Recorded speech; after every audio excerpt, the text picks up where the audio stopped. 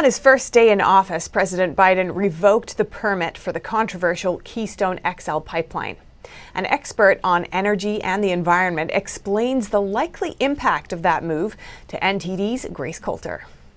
The Trump administration revived the Keystone XL pipeline and began construction after a nearly 13-year delay. Now, the new administration has reversed course. President Biden revoked the permit for the pipeline on his first day in office through executive action. This in the name of climate change. But Nick Loris, an economist who focuses on energy, environmental, and regulatory issues, says this decision is not good for the economy or the environment.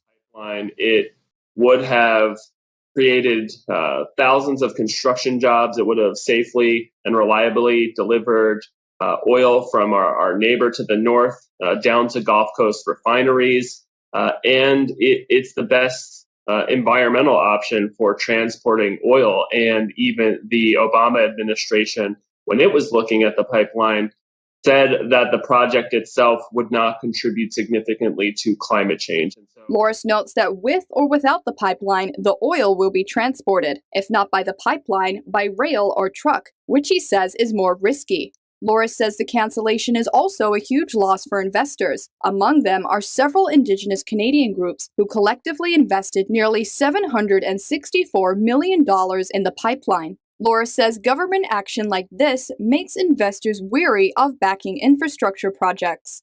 But it also results in less efficiency. And so we're not only losing out on the economic development, but we're losing out on potentially bringing more efficient resources to the market, which is going to yield better environmental outcomes.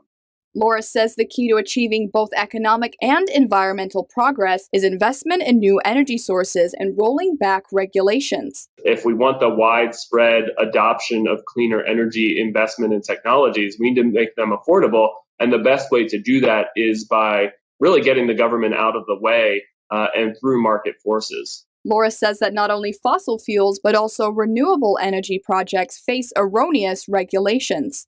This is kind of a systemic frustration among all energy sources. And the more we can have regulatory efficiency, the more we can have free trade, and the more we can encourage innovation in new technologies. He says this will benefit not only the U.S., but also the rest of the world in achieving environmental and economic prosperity. Grace Coulter, NTD News, New York. Canada's Prime Minister Justin Trudeau also does not support the president's move to cancel the pipeline. This due to the impact on Canadian jobs and its energy industry. Trudeau called Biden in November, urging him to rethink the move. And tonight, Trudeau is set to call him again, making Trudeau the first foreign leader to speak with Biden since his inauguration.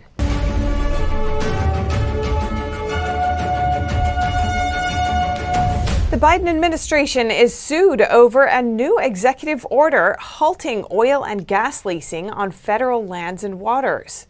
Biden's executive order puts a pause on entering into new oil and natural gas leases on public lands or offshore waters, and said the White House would rigorously review existing leases and fossil fuel practices. The administration claims it is an attempt to tackle the climate crisis. Now, the Western Energy Alliance, a group representing fossil fuel producers on federal lands, is suing.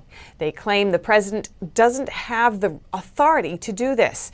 The alliance says while the EO is meant to satisfy the environmental left, it would seriously harm livelihoods of tens of thousands of Americans.